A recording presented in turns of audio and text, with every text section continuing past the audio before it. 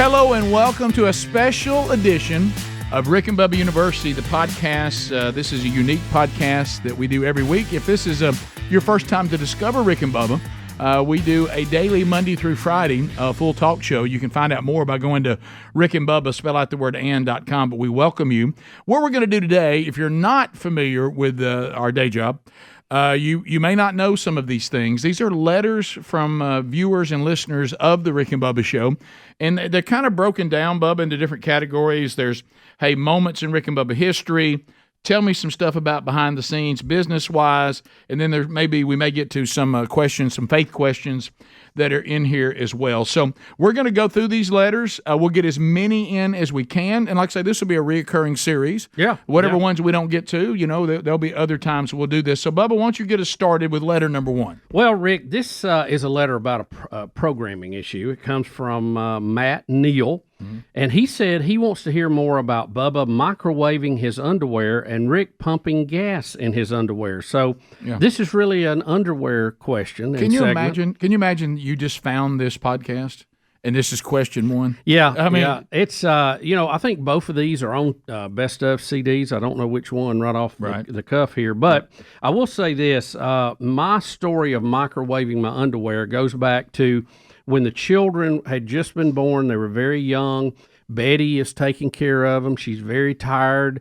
And the night before we went to bed, I basically knew I was out of underwear, and I asked Betty about it, and she said there's some in the dryer, so just grab them in the dryer in the morning. So I go in to grab the underwear. I put them on, and they are still wet, damp. Not dripping wet, but damp, which is not a good feeling if you've ever put on damp underwear. No, that's bad. So then I had a problem because I could not cut the dryer on because that was going to wake up everybody in the house. Because all the buzzing and clicking, that all goes with that. And I thought, well, I can't go with wet underwear. What am I going to do? And I noticed the microwave, and I thought, well, I'll just heat them up in the microwave, get them good and toasty. Yeah. Little did I know they would flame up. And so I came to work. My underwear was dry, but they had a black hole in it. And but it seemed logical at the time looking back on it. But I know that if you have a young mother and young children, you will do anything not to wake them up. You're right. So my only other option, I've thought about it over the years, would be maybe to hang that underwear on the antenna on the car and try to dry it going to work. And everybody loves to see that. But of course you're riding without underwear. Right. And plus, that's not good. Nowadays, everybody has a flag for something. What does this stand for? Yeah. I'm afraid that might pull me over, and I would hate to have to get out and walk the line. Yeah, and so safety note there, do not microwave your underwear because they do catch on fire. They will. Another thing Bubba hit on, a lot of these things you ask, these historic moments, can be found on iTunes. All of our Rick and Bubba 28 different CDs, I think, or something like that, are all out there on iTunes if you're ever looking for those. So, Bubba, here's one talking about business. Okay, business. Yep. Oh, I didn't finish mine, did I? I was supposed to tell about about your pumping gas. So what happened on that day? Sorry about that. On my day, I was listening to something that was breaking in the sports world. One of the universities where we live in Alabama was firing a coach. I think it was the Terry Bowden. I think it was. Yeah. Mm-hmm. And so I was listening to that, and Sherry and I were going out on a date. Sherry's my wife. We were going out on a date that night, and it was also during my times of small kids and all that, just like Bubba was talking about, which is a much more chaotic time. And we had a babysitter coming or something like that. And so I went in the house and started taking my clothes off, listening to this breaking story, and it hit me that we weren't going to have time for me to get gas in the truck or car, whatever I had then, to go on the date. And I knew that, that I didn't have time for that. And I said, you know what? I'm going to go back down to the gas station at the bottom of the hill by our house, go ahead and get the car full of gas. Right. That way we don't have to worry about that. Well, for some reason, distracted by this breaking news story or whatever, I had my T-shirt or shirt still on, and I was now in my underwear. And I jumped in the truck, and I just drove down to get gasoline, and I'm listening to this breaking story, and, you're sitting there, and I step out, to pump the gas, and I get it started, and I notice people are looking at me. And I think, fan of the show. Yeah. Fan of the show. And then all of a sudden, a breeze blew across my bare legs. And when that breeze hit my bare legs, I said, I'm in my underwear. I'm in my underwear. I hope you paid at the pump. Well, thankfully, Pay at the Pump had come on the scene, and I just jumped in the truck. But I'm sitting there thinking, I still have one more time I have to get out and put the nozzle back up when it's done. But I realized that day that you can be distracted enough with breaking sports stories and small children that you'll pump gas in your underwear. Yes, you will. Yeah. So, Bubba, one about business. And, we can speak to this. What is the story, and this does not have a name on this one. No, it does. Daniel Ingram. It's up there in the top. What is the story of the closest time the show came to no longer existing? Now I know one early on. That's probably the most prominent as far as we almost were no more. And that was after you and I had been doing the show together for 3 years. When they moved it to Birmingham, we had been Rick and Bubba for 3 years, right? Right, about that. Yeah, 3.5, something like that. So they moved the show to Birmingham. Do you want to unpack the engineering side of how the show got moved to Birmingham and us still be on the same station? Well, they were, a lot of the companies were buying up FM signals, and they're more valuable in the bigger market they are. Yeah. So the Q104 that we were on at the time, their transmitter was on the mountain in Steel at Chandler Mountain, and they moved it into the Birmingham area to make it more valuable and to try to get a better signal over the Birmingham area. And they were going to buy another station in Gadsden and have it. So that was kind of the engineering reason for that being moved. Yeah. So we now go from being in Gadsden, Alabama, to being on in Birmingham, Alabama, to Bubba's point, bigger market, higher rates, more money. And they had allowed stations to do that if you could find a frequency that would allow you to move a little closer. Had to fit. All of it had to fit. All of it had to fit. Yep. So we think, well, good, we're going to a bigger market, and our contract had 90 days left on it.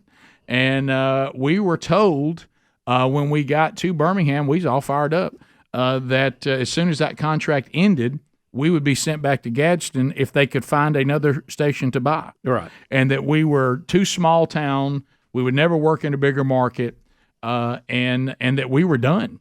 And so that time we were 90 days from a Rick and Bubba 3.5-year run being the end of Rick and Bubba, or at least, I don't know what would have happened to us, but by the grace of God, we were in a market that also got ratings much quicker and more often. Yeah, every quarter. Yeah, every quarter. Mm-hmm. So after that 90 days, thank you, Lord, the ratings came out, and we were the number 2 show in the market with being there only 90 days. Yeah.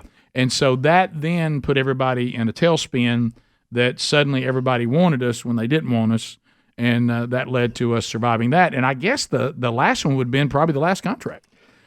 Yeah, I mean, I hate to bring that up. Am I supposed to bring that up? Well, I'll go back to the one you were talking about. I mean, you it's a fine line between being the redheaded stepchild and the prom queen. It really is. And we were witness to that. We work on contracts for periods of time, and when that's up, it's up. You never know when it's going to be the last one. And, thank the Lord again, as you said, and all of you folks that listen. You have kept us gainfully employed for 30 years, and we really appreciate it. Those ratings don't come in. The Rick and Bubba show's lifespan might have been 3.5 years. Yeah, it might have been. I think we would have still tried to do it somewhere, but I don't know how that would have worked, where we would have landed. But that one was, and there were so many things that took place, which another person has a question we might get to in a little bit that ties into the rest of that. But, we met somebody who was a brilliant legal mind that happened through a little league, relationship. Yeah. That obviously God opening doors. Yeah, and all that. So there were a lot of things that fell into place right there. But Bubba makes the best point. Without all of you out there, the show would have been over. And then, just recently, we had a contract negotiation get down, to a smaller window than we have had in years. And with the ever-changing industry and all that, there was some angst, about could we get another deal, the way we wanted it. We were able to do that, thank goodness, and thank the Lord. But I would say probably that one was the biggest, and then this last one, there was a little bit of anxiety. And for me, too, I had last year, it's been well documented, we talked about on the show, I was diagnosed with liver cancer. Well, yeah, then there's the health stuff. And, you think, well, depending on what all we have to do here, because they were going to do surgery and radiation, and chemo was a possibility, which, can make you very sick. And I'm thinking, hey, can I do the show? Can I continue? And Lord, again, thanks that it didn't require that. So that's always, health issues are always a worry too. This is behind the scenes, so we want this to be stuff. I mean, I'm going to tell you something, brother. Sitting down in your office and talking about life insurance policies and that kind of stuff, that wasn't any fun. No. I didn't like that at all. No. But we literally got into those kind of conversations. So you're right. Had to check everything, yep. I guess before we take a break and come back, I guess since it's so close, this would go into Nancy's question. I'm only doing that because she's basically asking what we're talking about now. How do your contracts work? Are they renewed yearly, every 5 years? Who negotiates for you? Do y'all have an agent, not have an agent? And what is this y'all keep saying that y'all are mandated to take vacation? And how does that work? Well, that's a joke, Nancy, about being mandated. What it means is we negotiated that much vacation right. in our contract, so we have a legal right to those vacation days. And the people we negotiate with gave us those vacation days. So how about this? We're going to take them. Yeah, we negotiated and got them, and we're going to take them. It's really an old Johnny Carson, David Letterman bit where they would talk about they were forced to take days off due to their legal binding contract. But it just means we have those. That's all. It was just a little funny on that part. That just means that's vacation time that we negotiated and got. And so we take them. The other is we have people that make sure the contracts are legally what we want them to be. We don't have a per se agent. A lot of times we negotiate our own deals, and then we make sure that all of that is on paper the way we all agreed to it. We do have somebody that does that. And as far as how often it happens, it varies wildly. We've had 5-year contracts. We've had 2-year contracts. We've had 3-year contracts. Right. Each negotiation, the window of time of in between them, it varies based on the last negotiation. Really just based on the company that we're working for, what they, some of them like longer deals, some of them like shorter. I think longer earlier in our career, they've been shorter more recently, and I think a lot of that has had to do with the changing markets and COVID and everything else, because people don't want to be tied down for a long period of time. Yeah, they have been shorter so lately. Quick. Yeah, they have been shorter lately. And ours, thank goodness, are negotiated. They drop dead. When they end, they end. Yeah. We don't have lingering non-competes or anything like that. And, she went on to say, we're talking about the vacation. And our vacations, for the most part, there's maybe 1 week that's a little different. Most of them, and it drives my wife crazy, and probably yours too, we have to take at certain times because of the rating period. We try to. We try to stay in those rating periods as best we can.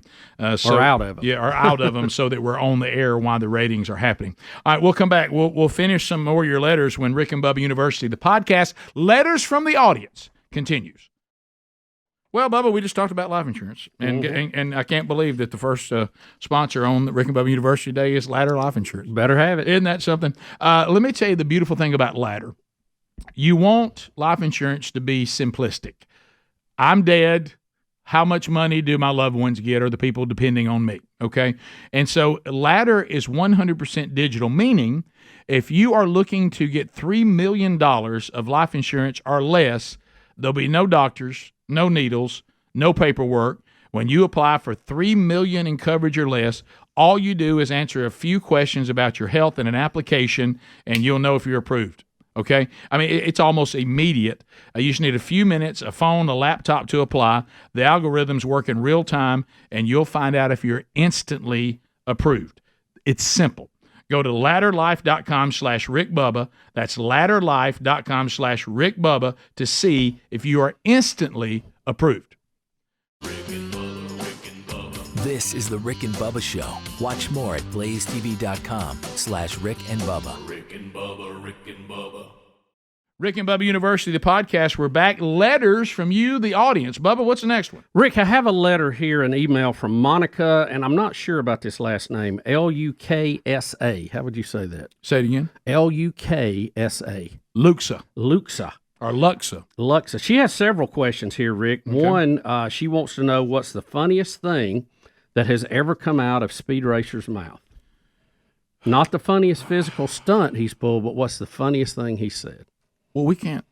I will say this. I don't think we can say that because he wasn't supposed to say it when he said it. Yeah, in our business, if you ever have a misspeak and you say something you should not say on the air, that's usually some of the funniest stuff. And I know it maybe shouldn't be that way. Right. But it is. The fact that it's a Bobo no-no is what makes it funny. Yeah, I think that and the something about when he was attacked by the police dog. Yes. And when all of a sudden we're talking to him and it grabs his arm and begins to try to take it off at the arm, right there at the shoulder, and he's like, and he's going like that. And I loved the times when he would say when he was trying to run down a field and get to the other end during some championship game while they were pregame or whatever, and he would say to the people who just captured him, I tell you what, I'm gonna run to the end zone, then I'm gonna quit. that kind of stuff. Once I get to the end zone, I'm out. The Russian jet. The Russian jet was one I was going to mention. Yeah. Speedy took a ride in a Korean War era, World War II or Korean War era jet that had been refurbished, and it was Russian. And they had a Russian mechanic and Russian pilot working on it. It was a place that did this up close to Gadsden, Alabama. And Speedy took a ride in it, so he was trying to communicate with the Russian pilot who was up in front. He was behind him, and that was pretty funny, too, to me. It really was, yeah. And a second part of this, she says, this is Monica again, she says she loves hearing about sibling stories between Rick and Greg, and she'd like to hear more about Angie. And has she ever been interviewed on the air, or could you get her on a podcast? She's been on the air briefly a couple of times, not much. She's a little different than you and Greg. Yeah. She doesn't really look for the spotlight. No, and her being a school teacher, it's so hard with the time that we're on the air. I was thinking it'd have to be summer to bring her on a podcast. A podcast with her is not a bad idea. Yeah, I think we ought to try that. Now, I will say this, looking in from the outside, I think Angie's very funny, too. I think she shares y'all's sense of humor and always looking to find fault in what's going on. Well, and in a comedic way. Yeah, and there's always... I don't mean that bad, Angie. No. Okay, that's a compliment, believe it or not. The funny we do, too, is she's the one I do more than Greg, because she prides herself on being the child that our parents actually love, the one that actually love. And Greg and I are the children that our parents tolerate. And so what I do, anytime I'm really taking care of Mom and Dad, I send her a picture of me with Mom and Dad, say, boy, Mom and Dad really loving what I did for them today. And I'll claim I'm back up at the number one spot. And then she'll send me something going, just brought Mom and Dad dinner tonight. And it looks like I'm back at the number one slot, that kind of thing. Right. So you got to have a little fun. Yeah, so that might be a good idea. Do you have another question with her? No. All right, this one, let's do this one. This one was a biggie. This comes from Jennifer White. Can you guys go into the story of Vicky Quest? I'm not a new listener, but I've never heard this adventure. It was prior to me becoming a listener. My mom knows it, but I'm sure it's funnier coming from y'all. Is that on the Best Of CD? We have bad news there. But she wants to say, what is Vicky Quest? I don't know what it is. I don't know what happened. Can y'all tell us what happened? First of all, I'll answer the last question first. It's not on the Best Of CD because we'd have to put the whole show on the Best Of. It was just so long. It literally spanned over days. Yeah. And it referred to a young lady who emailed us. She was a big fan of the show from Georgia. And she said she was losing her eyesight, that she'd been diagnosed with something. I don't remember exactly what it was. Right. But she would be blind in a period of time. Yep. But before she lost her vision, she wanted to see us, meet us, and see what we look like. She wanted to lay eyes on us before she went blind. I know that sounds... I know. That's exactly what happened. Yeah, and so we sent Speedy to pick her up because of her eyesight. She couldn't drive. And it became the adventure of trying to find her, trying to get her here to a hotel room, get her to the studio. And then when we met her and her friend, some weirdness about all of that.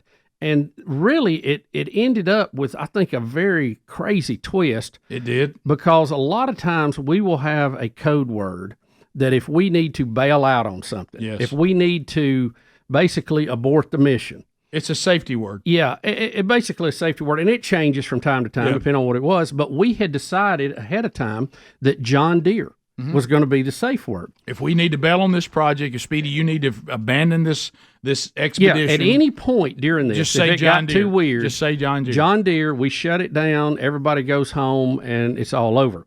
So she brings a friend with her. There's a lot of in between here I'm not going into. Don't forget the drum solo. I'm trying Don't forget the drum solo. Well, there was a drum set in her apartment, and I said, Speedy, do not leave that apartment until she plays drums and gives us a solo. And she wore it out. And she did. And she had pictures of a lot of celebrities there who she had met through various ways. Yes. But she brought a friend with her, and as we're interviewing her, they had a little trouble getting to the studio that morning. It was kind of a calamity. Mm-hmm. And I noticed that the girl she was with had some type of tongue piercing. Yep.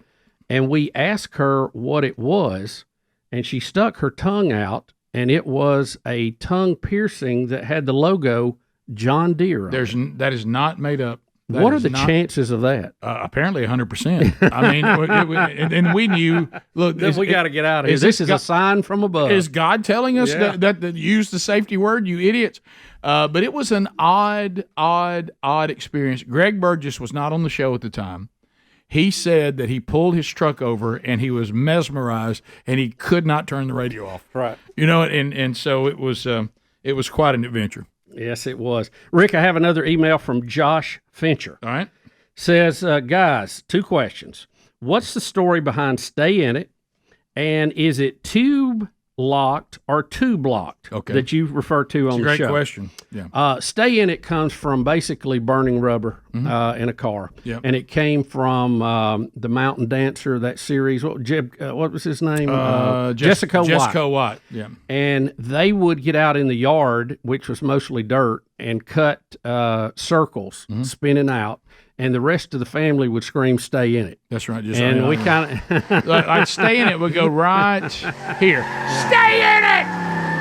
And we actually did that in the culture growing up. If somebody wanted to burn their tires, and that means stay on the accelerator, don't let up, and that became kind of a mantra for us on anything we needed to be committed to. Yeah, you know, stay in it. Don't let up. And keep going. It became a battle cry, no doubt.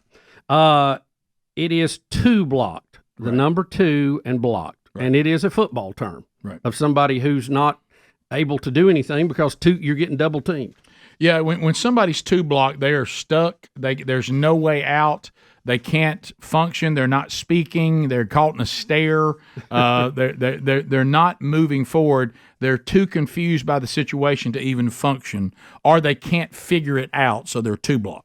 Right. I mean, they got nowhere to go, as you said. All right, we'll come back. We'll continue. Letters from you, the audience, on this edition of Rick and Bubba University, the podcast. I know every day we talk about it on the big show. I don't like spending money with people that don't share my views, but I don't know what else to do. I ain't got a choice. Well, when it comes to your wireless and your cellular service, yeah, you do. You have Patriot Mobile. How about this? Patriot Mobile. As things are happening, Americans are sick and tired of all this woke propaganda being jammed in every product, every company you deal with. So big mobile companies are no different. For years, they've been dumping millions into leftist causes. And you know what? We had to take it before, but not anymore. Patriot Mobile is America's only Christian conservative wireless provider, offering dependable nationwide coverage on all 3 major networks. You will not lose good service. If you don't agree, they'll switch you back over at no charge to you. Can you keep your own phone number? Yes, if you want to. They have a U.S.-based customer service team, so how about this? Switching is very, very easy. Go to patriotmobile.com/Rick Bubba.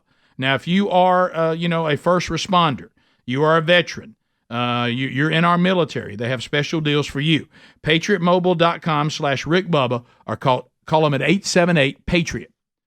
This edition of Rick and Bubba University, the podcast, is letters from you, the viewers and the listeners of the Rick and Bubba show and or this podcast. And, Bubba, we have others. Are you ready? Yeah, fire it up. So here's one. I thought we had covered this before, but somebody says, and we have different categories, this is over in the spiritual. We've heard Rick's testimony many times. Bubba, we would love to hear your testimony. Yeah, I thought we'd covered this before. I thought we did too, but I think that's an important thing. Yeah, but I was 10 years old, and I asked Jesus into my life and my heart at 10 years old at a revival at First Baptist Church of Weaver, Alabama. We were there to see a friend of my dad's preach, and God had been working on me for a while, and I couldn't stay in that seat any longer, man. I had to go up front and make a change, and best thing I ever did in my life. Yeah, that's that's one of those, the reason why we talk about it all the time, and you're one of those examples, when people are talking about children and do we pressure them? Are we working on people's emotions and all that? And I say, you know what? I'm telling you, I am not for denying. Jesus himself said, "Do not keep the children from coming to me." Is it true? Like in my case, some people don't really fully understand, and later in life they grasp it. Sure, but what about all those people like Bubba that didn't happen? Yeah. So you don't deny children if they're being prompted by the Holy Spirit and they understand what's going on and they go up there. I can tell you as many people who that is their testimony as I can those who said it. I didn't know what I was doing. And my wife Betty, she was actually saved at a vacation Bible school, so she feels very passionately about that. But I'll tell you this, and it was a kind of a prerequisite to this. We went through my family. My dad had 10 brothers and sisters, so they had a big family. Oh, yeah. And there was a lot of folks on my mother's side too. And we went through a period when I was about 8 or 9 years old where we had a lot of deaths, and we went to a lot of funerals. Yeah. And I've heard parents before say, I don't want to carry the kids to that. I don't want to expose them to that, whatever. Right. But being exposed to that made me start asking the question, hey, what happens to me when I die? Right. And that, it brings you to that reality that I've got business I got to take care of. Right, I'm no matter how good I am, how good my parents are, how many times I go to church, I'm lost. I have to have a personal relationship. So I've always tried to, and I have told other parents who we've had the discussion, I said, don't shelter your kids from going to a funeral. Because it really was one of the most important things in my life. And got them through it, like you're talking about. Yeah. Absolutely. And came out of it with a better feeling that I understood it. I knew what was going on, and I didn't worry. I didn't have to fear that anymore. I kind of put it to bed. Right. Yeah. And sometimes people say, well, when children are that young, they don't understand sin. Yeah, they do. I mean, children, if you talk to them, they understand. I remember even discipling our kids. It doesn't take long for a kid to understand that they don't do everything right. Right. I mean, all you got to do is point out a few things, and they're kind of like, oh, okay, yeah, I understand that. And so if you can get to those moments where they're being honest and it's not everything, going around you, getting their attention, you can have some really, I think, adult conversations with some fairly young children. Yeah, and treat it like the beginning, not the end. Then you then start trying to really teach them Scripture and be sure that they're immersed in Scripture and that that sanctification process starts. Bubba, you have another one over there? Yeah, I have one. This question is about on-air regrets. I enjoy 5 hours each day. Put my headphones on. My question, is there anything you've done on the air as you look back you regret?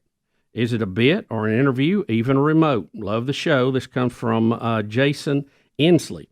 Jason, I don't know. I'm sure if I thought about it long enough, I could probably find something that I went, wow, probably shouldn't have done that, whatever. But more so, and this is almost on a daily issue, I think when I lay down at night, I think, I could have handled that better. Yeah. I could have dealt with this better. I could have said this. I could have said that. So there is a constant kind of review process, but I'm sure we've made mistakes that we could easily point out if we thought about it a little bit more. But it's hard to do what we do if you're constantly worried about what you've done. You kind of move forward, and that's the thing. It's more little adjustments for me personally than it is big adjustments. Yeah, I saw that question in the emails, and I would love to say on this particular day, at this particular time, this particular thing happened, and I regret that.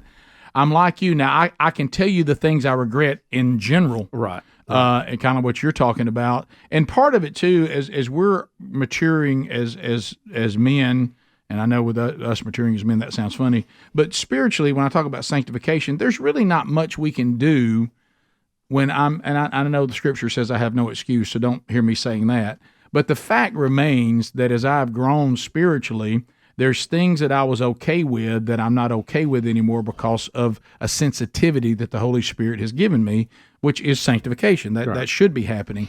So there's some things that if I was the man I am now, I wouldn't have done that then, but I can't go be that man then because I wasn't him yet. Does that make any sense? Yeah. Well, and I'm not making an excuse for it. I'm just saying. I guess you could look at it two ways. You could say, well, we regret doing this, but it's more like, hey, we've made a course adjustment. Right. There's really nothing you can do to take care of that. So you change going forward, and hopefully that takes care of it. But two categories for me personally that I've tried to grow on that I do, like Bubba said, when you reflect on the day. I don't like that feeling when I get into the show and I go, I think that we went down a road of sexual innuendo, or we got a little crass. I kind of regret that. I wish I had reeled that in. And there's been time that, and Bubba has brought this up, that I think that you do see the most growth in with me, is that I'm kinder and more gentle with people than I used to be. Rick, you have made leaps and bounds. Yeah, there have been my treatment of people on the phones and on the show that I have regretted. But again, I'd love to give you a specific time. I just know that you're happened. doing better, Rick. Yeah, so those two areas I don't feel good about when I feel like we got lazy on the show and we fell back into some of this lazy stuff that sometimes men can go to when they start hanging out in the locker room or whatever. Those I don't feel as good about as maybe one time when they didn't bother me. And I will say, far as things we had to do earlier in the career that we really had no choice, remotes at various places, that was some things we had to be involved in. But as the show has grown and we were able, thanks to you, the listener, to be able to go to our contract and say, look, we don't want to be a part of that. That's right. And then, we've been able to do that with a few things, but you can't do it with everything. Yeah. And, I get emails of, why don't you guys not do this or not do that? Well, we do a pretty good job of staying on it. We've taken care of a lot of the biggies. And, we can't just wall off everything that would be offensive to anybody. If we did, we're in trouble. So, correct, yeah. But we try. We do review complaints and questions and talk about it among ourselves, and we try to do the best we can. Yeah, and we really do look at people, is this person holding us accountable, and do they make a point that is valid? And then we listen to that. But then we have the other group we call the Pharisees, which means you just can't make these people happy. They nitpick every little thing we do, right. And we usually don't listen to them, right? Because then we'd have analysis paralysis. I mean, you never do that. Yeah, you never do the show. Do you have another one, Rick? Yeah, you want to talk a little? Or was it me? I forgot whose time it was. I don't remember who came up with that one either. Do you want to do a business one? Sure. Something to do with business. So here's what somebody says, are you concerned about the changing of the industry? This comes from John Sturgis, I think. Says, with all the streaming combined with the terrestrial, combined with all the different ways things are being done, are you guys concerned about losing revenue? I guess this is more of a revenue question, talking about how all this works. Well, you just have to adapt to the times. I will say this that may surprise some of you. Is as far as revenue is concerned, terrestrial radio still produces the most money. Yeah, it is the bread and butter of our business model, no doubt about it. Yep. But at the same time, we have tried to grow and adapt to streaming and YouTube and even this podcast that you're hearing right now. If you're hearing us, you see something we've branched into. Right. So we're trying to always be out there and grow with the industry, but good old terrestrial radio, get in your car, at your house, flip it on, turn it on, is still the bread and butter, and I still love it. Oh, I do too. And but we want to be in all of it. Bubba has always done a good job on our team of trying to keep us out ahead of this kind of stuff. I remember when we got into syndication, and one of the things was we either better get in syndication or we're going to get replaced by syndication. Yeah. And I think the same way with the streaming. You just don't need to have your eggs, even though our love is terrestrial radio. That's our bread and butter. That's what made us as little boys want to get into this business, and still is my passion, and our passion. But you can't be foolish. You can't put all your eggs in one basket anymore. So what we try to do is say, we're going to be in all of it. Yeah, and you have to. Yeah, and then let's diversify our revenue streams, and let's get revenue streams coming in from all of it. But terrestrial radio is still the bread and butter. But we're not foolish enough to not recognize, as you hear us talking on this podcast right now, that we need to be in all of it. Yeah, you have to. Rick, quick question here about the Guntersville Treaty. Oh, boy. Want to know more about the Guntersville Treaty and unpack it a little bit. Well, Bubs. We are all practical jokers on some level. Yep. Greg included. And when we were out doing some DJing and other stuff, the practical jokes, they were some really good ones, and they started to get out of hand. And over time, as they escalated, you had, as you mentioned before, analysis paralysis. You couldn't do anything because you're afraid you're being pranked. You couldn't even move. You couldn't eat your sandwich. You couldn't drink your drink. You couldn't sit down in a chair. You had to look over your shoulder the whole time, and it became a big distraction. Well, we were doing a dance DJing. It was Greg and Rick did this prior to me joining in Guntersville, Alabama. I'm a nervous wreck right now. And that particular night at the Guntersville got completely out of hand. Completely out of hand. And it got and we all we said, okay, look, we all enjoy practical jokes, but we're now so we can't function. We can't do the show. We can't do these gigs. We have to have a treaty among ourselves. We will not do each other. That's the only way we can go. We can't keep going like it was going. So that was the basis of the Guntersville Treaty. And what happened in Guntersville, which we can't say. That was part of the agreement. That's we can't talk about it. We knew because it was not good. We knew the person who got pranked there, that person's response to the rest of us was going to be so severe that we may implode on ourselves. Yes. And so I mean it got dangerous. It's like a war. There was a deadly weapon involved. Yeah, someone was nearly physically harmed. Yes. Something was broken and a national treasure was damaged. Well, but what I'm saying is what happened was then we said, guys, if we don't stop, none of us will survive. Yeah, we're all going down. Right. The ship is going down. We've got to fill this hole. So you cannot practically joke anybody that's within the treaty. And the treaty has expanded to some other people over the years. All right, we'll come back. We'll finish this edition. Letters from the audience when Rick and Bubba University, the podcast, comes right back. All right, so I want to talk about fume a minute. Now, I know, look, I got it. Some of you, we have habits. They're not good for us. We're trying to find a way to stop doing some of these things. So here's the thing when it comes to fume. Fume is completely natural. It uses flavored air instead of vapor, okay? It also, instead of harmful chemicals, it's all natural, delicious flavors. You get it. Instead of bad, fume is good. It's a habit you're free to enjoy and makes replacing your bad habit easy. It comes with an adjustable airflow dial. It's designed with movable parts and magnets for fidgeting. You know how these people love these fidgeting products now? It'll act as a fidgeting enhancement as well, giving your fingers a lot to do, which also that's helped with distressing and some of this, hand-to-mouth thing that's part of some of these bad habits. Also, if you're somebody that gets a little anxious while you're breaking the habit, this will help you with that. So let me tell you, it's more flavorful than you might even imagine. You're going to love it. It feels very fresh. So here's what you need to do. Just go to tryfume, that's F-U-M, tryfume, F-U-M.com. Use the code RickBubba. We'll get you 10% off when you get the Journey Pack today. That's try, T-R-Y, F-U-M.com. Use the code RickBubba. Save an additional 10% off your order today and do something that's enjoyable while you're breaking that bad habit.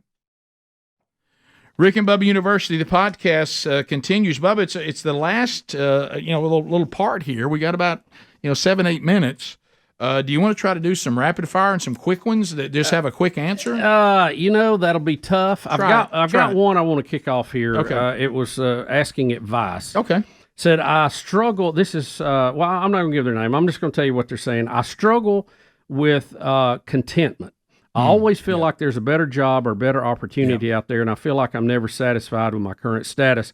What advice would you give on being content in what you do? And of course, the Bible tells us to be content and give thanks. It does. I don't think that necessarily you wanting to improve your work situation is a sign of non-contentment, unless it is obsessive to you. Right. I think you should work hard. And you've heard this many times. If you do something you love, you never work a day in your life. Right. So I think if you can find that sweet spot in your life, kind of how God has designed you, and do that job and do it to the best of your ability, I think there will be some contentment that comes with that. Yep. But if you are trying to better yourself, I think if you do a good job, opportunities to move up in the ranks or jump to a job close to that or whatever come along anyway. Right. Well, and I think you're right, because I look at our situation. I'm probably more content right now in my life than I've ever been.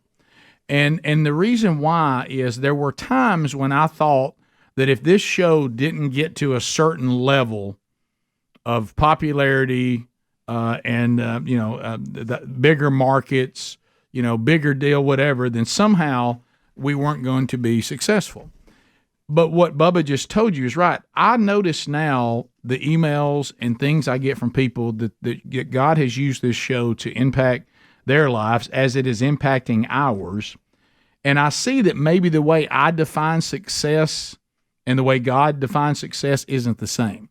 Now, does that mean that I don't come in here still trying to bang on my craft and still try to get better? It doesn't mean that at all. I'm probably working on that more than I ever have. But it's to do the show well, and like you said, Bubba, I'm seeing the impact of what I'm doing, and I'm content with where I am. Remember this: if the contentment is tied to it's never enough, that could be problematic.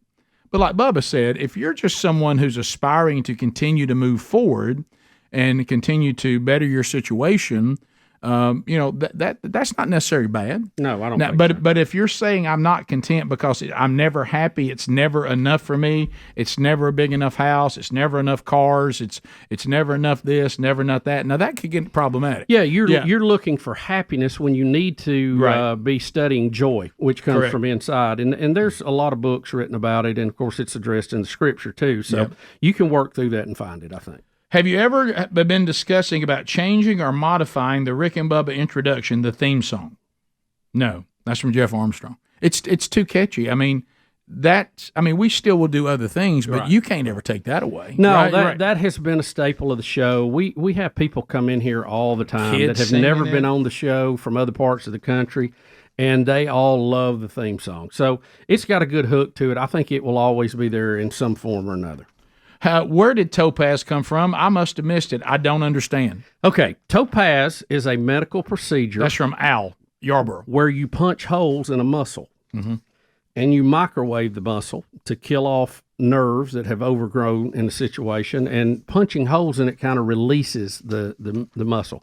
In my case, I had it on my foot, both feet at one time or another, to get rid of plantar fasciitis. So it kind of got a life of its own because we had called a team that had a player one time, the Chicago Bulls, that was struggling from it, and tried to tell him about this procedure because it was a magic bullet for me.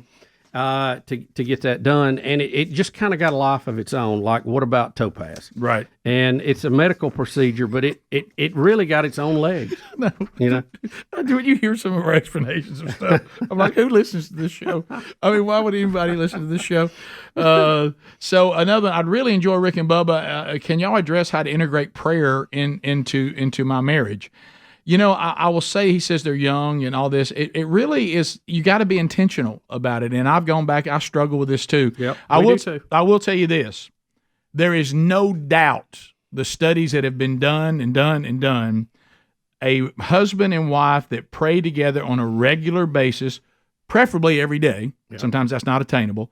On a regular basis, those marriages are much stronger than the couples that don't. Yeah. As a matter of fact, when someone says, what's the number one thing that you could say about my marriage if you had 10 seconds, I'd say pray with each other every day. Yeah, I agree. And we don't do enough at our household. we hit the meals, but we're talking about beyond that. Oh, yeah. Sherry and I this year we've been the most intentional about it this year. Now, we've prayed together over our entire marriage, but we actually are now we will pray together at this time every day, and if we miss it, we're going to do it and make it an everyday thing because of, it's just so crucial. And you, as the spiritual leader of the home, you need to be the one that makes it intentional. I've been as guilty of this as everybody. We'd pray together if my wife wanted to. Yeah. But then I got and said, well, that's not much of a spiritual leader. And I remember, Rich Wingo, he talks about this when he goes and speaks.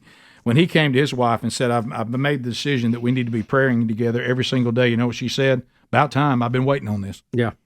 I was hoping one day you'd make this a priority. And I tell you, it does something for me very positive to hear my wife and her sweet little voice praying to God, saying, thank you for my husband. Yes. It makes me a better husband. No doubt about it. Well, we don't have time for any more. We got plenty more, Rick. We could keep going. We could keep going. So we'll do other episodes of this. Instead of us just grabbing a guest just to have a guest. I think this is a good series that we can do on those weeks that we don't have guests. Won't do it every week, but we'll bring it back in from time to time. And thank you for your letters. Appreciate that very much. That's right. And I know many of you have been screaming, Bubba, tell us more about ham radio. That's coming too. Yes, and I know that now there are some Rick and Bubba universities I may not be able to be on. We may start giving each other a week off here and there. There you go. Hey, thank you so much for the letters, and thank you for joining us on this edition of Rick and Bubba University, the podcast.